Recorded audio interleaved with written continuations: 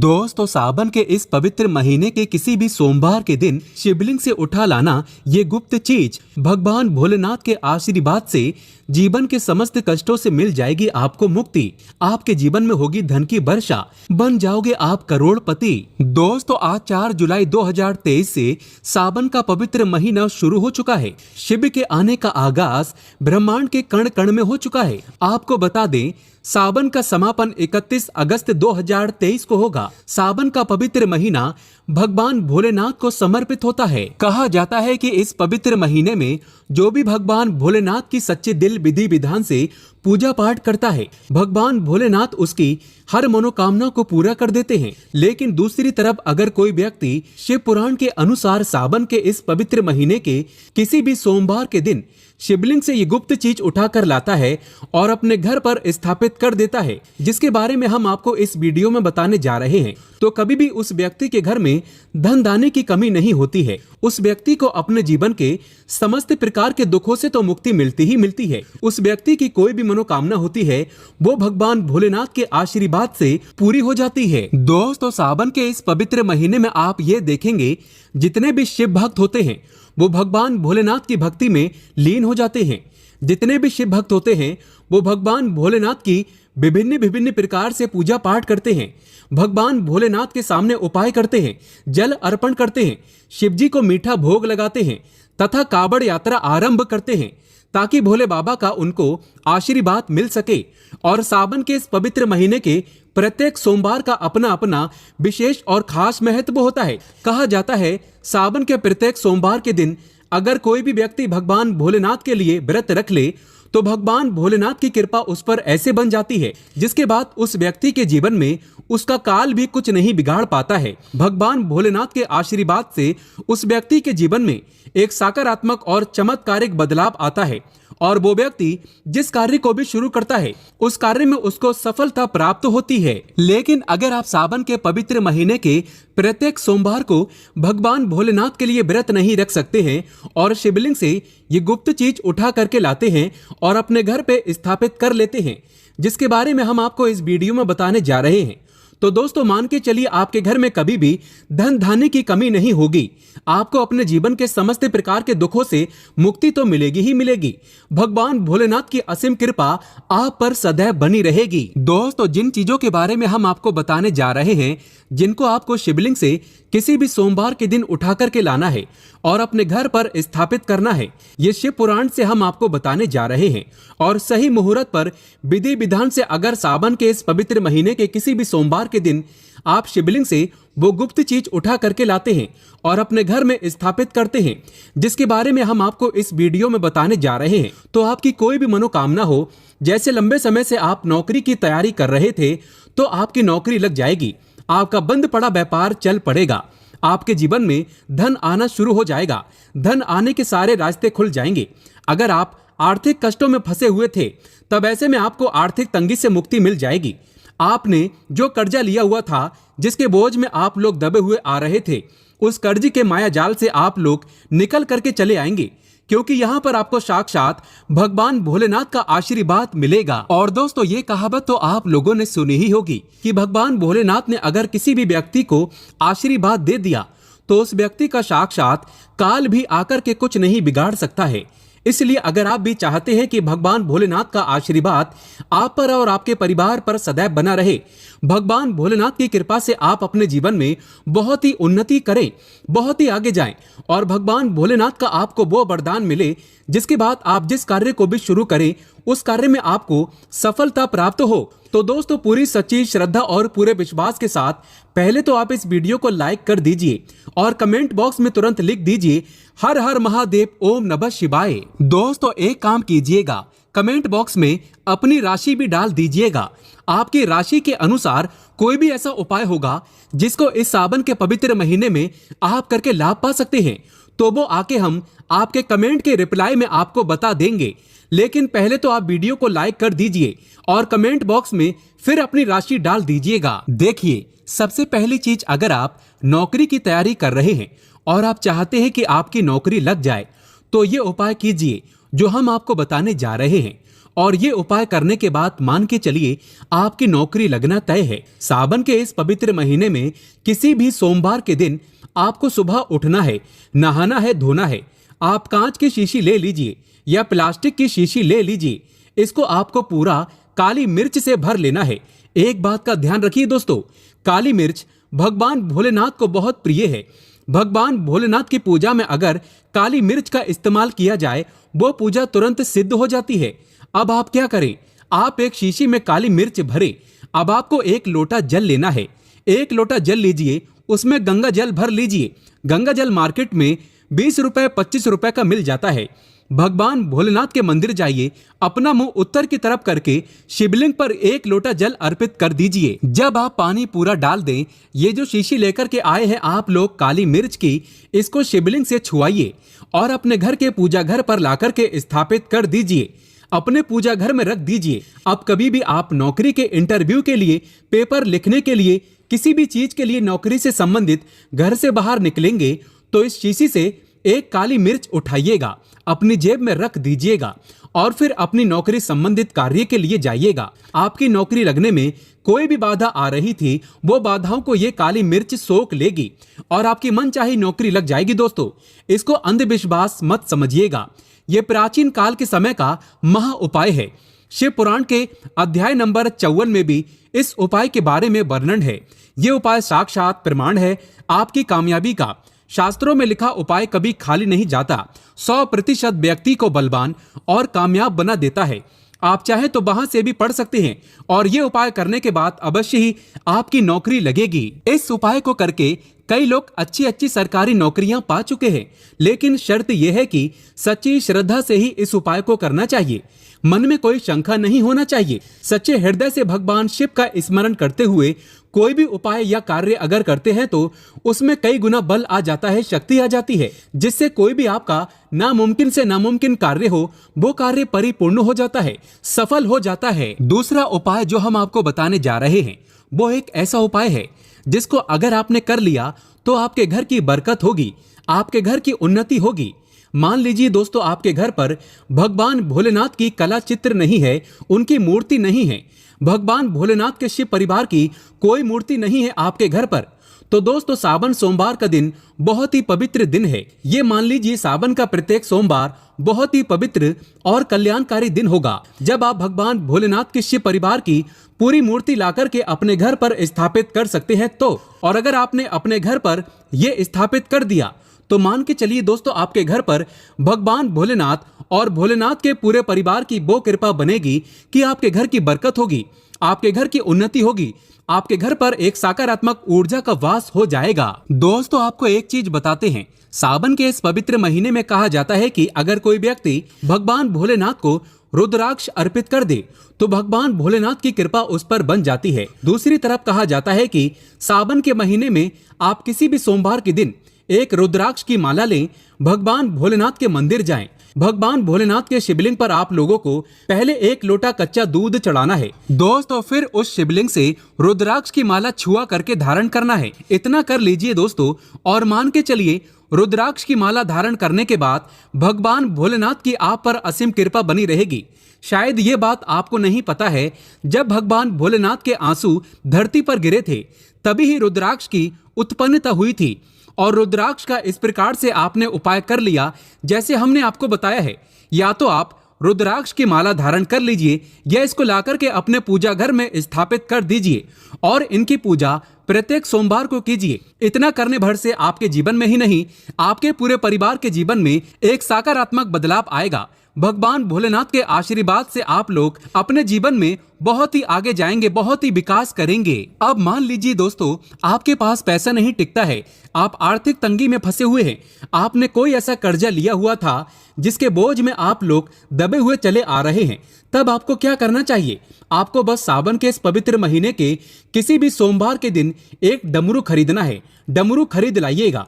डमरू खरीदने के बाद भगवान भोलेनाथ के मंदिर जाइए, शिवलिंग से डमरू छुआ दीजिए और इस डमरू को लाइए, अपने घर के पूजा घर पर स्थापित कर दीजिए। दोस्तों सिर्फ इतना आपको करना है और इसी डमरू को प्रत्येक सोमवार को थोड़ी सी धूप दिखा दीजिए।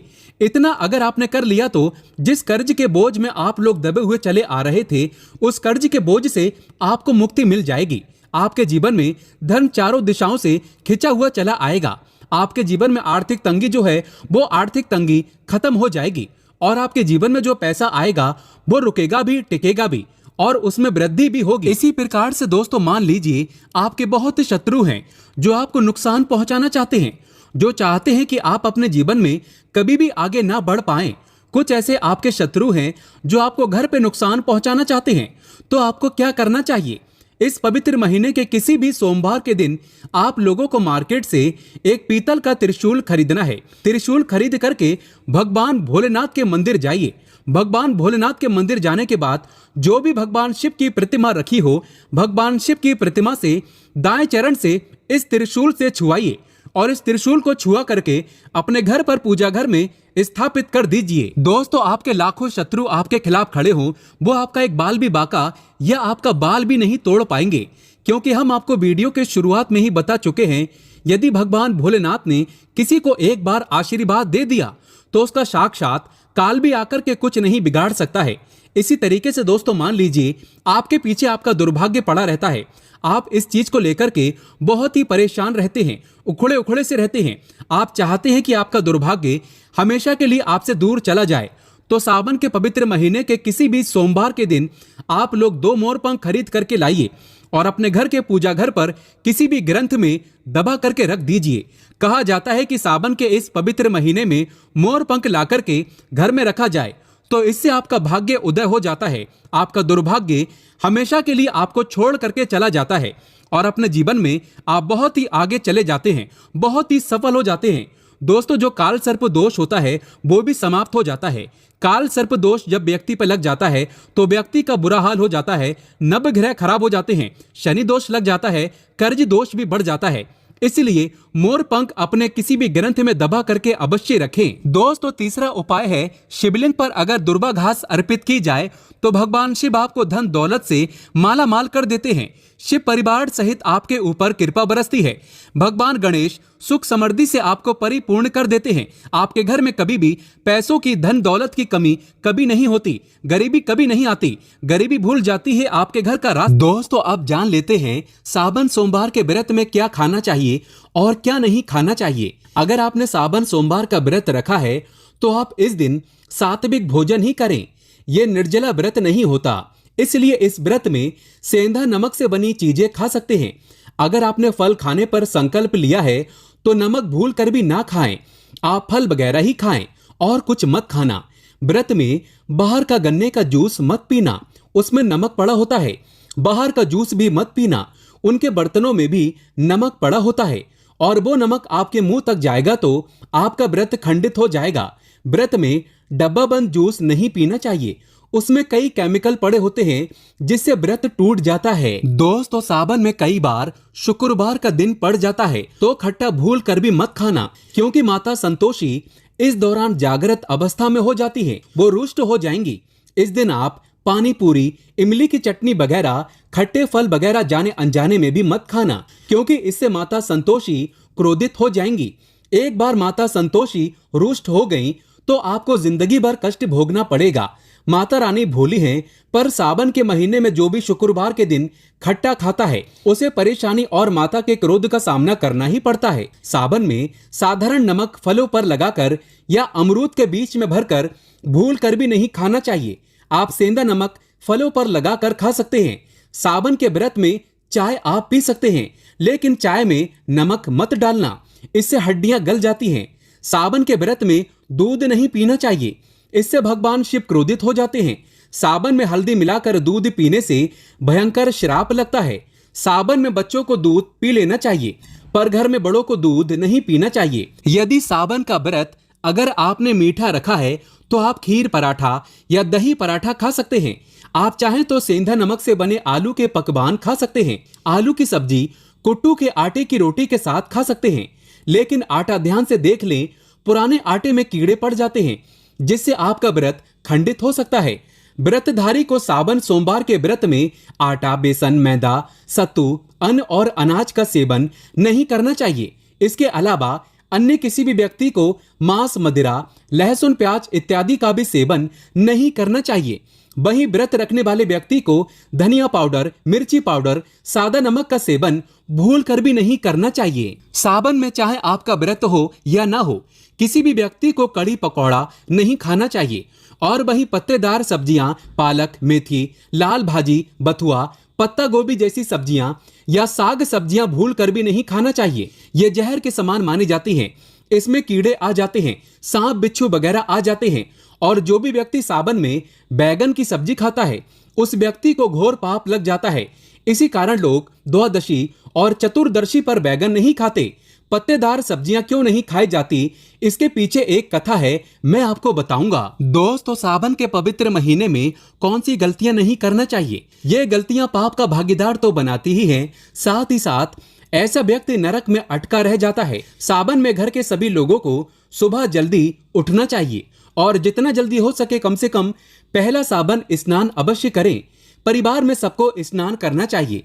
यदि कोई बीमार है तो उस पर गंगा जल के छींटे मार दें। सावन में किसी भी गरीब का अपमान ना करें। क्या पता उस गरीब के रूप में भगवान शिव हो, क्योंकि भगवान शिव सावन में अपने भक्तों की परीक्षा लेने आते हैं। सावन में देर तक सोने वाली महिला का पति बर्बाद हो जाता है और उसकी मृत्यु निकट भविष्य में जल्दी हो जाती है। इसलिए पति के उठने से पहले सावन में हर स्त्री को जल्दी उठ जाना चाहिए और भगवान शिव की पूजा करनी चाहिए। सोमवार व्रत आपको अवश्य करना चाहिए। ऐसा करने से धन लक्ष्मी का वास होता है। सावन में पति पत्नी को सहवास नहीं करना चाहिए। अगर आपने व्रत रखा है या आपकी पत्नी ने व्रत रखा है तो आप दूरी बनाकर रखें, क्योंकि इस दौरान भगवान शिव की शरण में होता है ऐसा व्यक्ति। सावन में घनघोर काले वस्त्र पहनकर शिव मंदिर में नहीं जाना चाहिए। चाहे तो आप घर में काले वस्त्र पहन सकते हैं, लेकिन मंदिर में भूलकर भी मत जाना और ना ही व्रत में काले वस्त्र पहनना चाहिए। वैसे तो सावन में लहसुन, प्याज नहीं खाना चाहिए, पर यदि आपका व्रत है तो उस दिन पूरे परिवार को लहसुन, प्याज से परहेज करना चाहिए। सावन के महीने में घर में गंदगी नहीं होना चाहिए, इससे प्रकृति नाराज हो जाती है। सावन में आपके घर का जो मंदिर है उसमें माचिस के खाली पड़े डिब्बे या माचिस नहीं रखना चाहिए। सावन में घर में किसी भी व्यक्ति को गाली नहीं देना चाहिए, चुगली आदि नहीं करना चाहिए। पत्नी को अपशब्द नहीं कहना चाहिए और ना ही पति को अपशब्द कहना चाहिए। इससे भगवान शिव आपको श्राप दे देते हैं। सावन में जो भी व्यक्ति दूध में हल्दी डालकर पीता है उसके ऊपर महाकाल का क्रोध बरसता है। सावन में बाल, नाखून, दाढ़ी वगैरह नहीं बनवाना चाहिए। ये आपको पहले कर लेना चाहिए। कोई ज्यादा समस्या हो तो आप ऐसा कर सकते हैं, पर शिवजी से क्षमा अवश्य मांग लें। सावन में शरीर पर तेल नहीं लगाना चाहिए। यदि आपका व्रत है तो आप शरीर पर तेल ना लगाएं। माता पिता का सम्मान करना चाहिए, क्योंकि माँ माता पार्वती और पिता भगवान शिव को माना जाता है। इसलिए माता पिता में इन दोनों का वास होता है।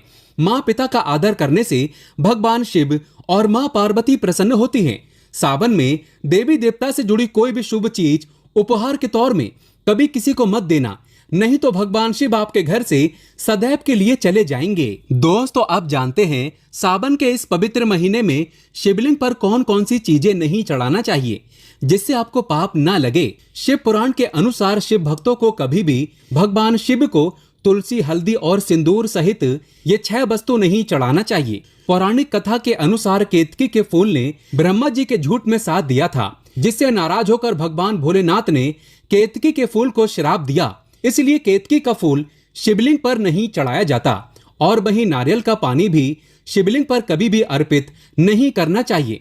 शंख से जल भी भगवान भोलेनाथ को नहीं चढ़ाना चाहिए। शास्त्रों के अनुसार सुबह 5 बजे से लेकर सुबह 11 बजे तक शिवलिंग पर जल चढ़ाना बहुत ही शुभ और अत्यंत मंगलकारी होता है।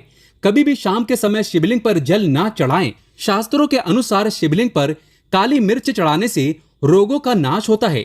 इसके साथ ही सुख समृद्धि की प्राप्ति होती है। घर में कभी भी अंगूठे के आकार से बड़ा शिवलिंग नहीं रखना चाहिए और शिवलिंग पर जल धारा अवश्य होना चाहिए। भगवान भोलेनाथ को टूटे हुए अक्षत कभी अर्पित नहीं करना चाहिए, इससे वो क्रोधित हो जाएंगे। सावन के पवित्र महीने में कटे फटे बेलपत्र शिवलिंग पर अर्पित नहीं करना चाहिए।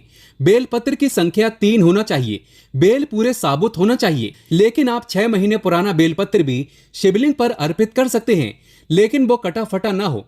6 महीने तक बेलपत्र पवित्र और शुभ माना जाता है। सच्चे दिल से बेलपत्र शिवलिंग पर चढ़ाने से 21 मनोकामनाएं पूर्ण हो जाती हैं। भगवान शिव को दूध में पानी डालकर नहीं अर्पित करना चाहिए, इससे आपको फल भी इसी तरह ही मिलेगा। भगवान शिव को एक बूंद भी आप अर्पित कर सकते हैं, पर दूध शुद्ध होना चाहिए और आपका मन भी शुद्ध होना चाहिए। शास्त्रों के अनुसार पीतल के कलश से शिवलिंग पर दूध चढ़ाना सबसे उत्तम बताया गया है। धार्मिक कर्म कांड में पीतल के बर्तनों का विशेष महत्व बताया गया है। विवाह आदि के कार्यों में इसलिए पीतल के बर्तनों का प्रयोग किया जाता है। आपको बता दें, सोमवार को पीतल के कलश से ही शिवलिंग पर दूध से अभिषेक शुभ बताया गया है। स्टील और प्लास्टिक से बने बर्तन का प्रयोग न करें। शिवलिंग पर जल चढ़ाते समय वो जल आपके पैरों के पास नहीं जाना चाहिए, अशुभ माना जाता है। उसे लांघना भी नहीं चाहिए, उसे हम जलहैरी कहते हैं। सावन में जल अपने घर का होना चाहिए। मंदिर से जल भरकर मंदिर में ही अर्पित नहीं करना चाहिए, इससे आपका भाग्य खराब हो सकता है। दोस्तों, सावन में ये चीज खा लेने से दुनिया की कोई भी ताकत आपको धनी होने से रोक नहीं पाएगी। मैं ईश्वर की सौगंध खाता हूँ, अगर आपने सावन में ये चीज खा ली तो आपको करोड़पति होते देर नहीं लगेगी, लेकिन सच्चे दिल से ही खाना है। आइए जानते हैं। सावन में शिव भक्तों को शिवलिंग पर चढ़ा हुआ प्रसाद के रूप में धतूरा जरूर खाना चाहिए। इसे आपको ज्यादा नहीं खाना है, बस अपनी जुबान पर हल्का सा टच करना है। ज्यादा खाएंगे तो आप बीमार पड़ जाएंगे, इसलिए बस टच कर लें। आप देखना आपके अंदर सकारात्मकता का संचार होगा और आपको धनी होने से कोई नहीं रोक पाएगा। दूसरा है बेल फल। बेल फल प्रसाद के रूप में खाने से माता पार्वती के साथ साथ भगवान शिव की कृपा भी बरसेगी और समस्त 33 कोटि देवी देवता आपको धनवान बनाएंगे। बस ये चीजें आपको खाना है और आप खुद देखना, आपको धनी होने से दुनिया की कोई भी ताकत रोक नहीं पाएगी। दोस्तों, आप में से कौन कौन भगवान शिव को अपने घर पर बुलाना चाहता है तो कमेंट बॉक्स में लिखें। भगवान शिव आपका स्वागत है हमारे घर में। एक लाइक जरूर करें। धन्यवाद।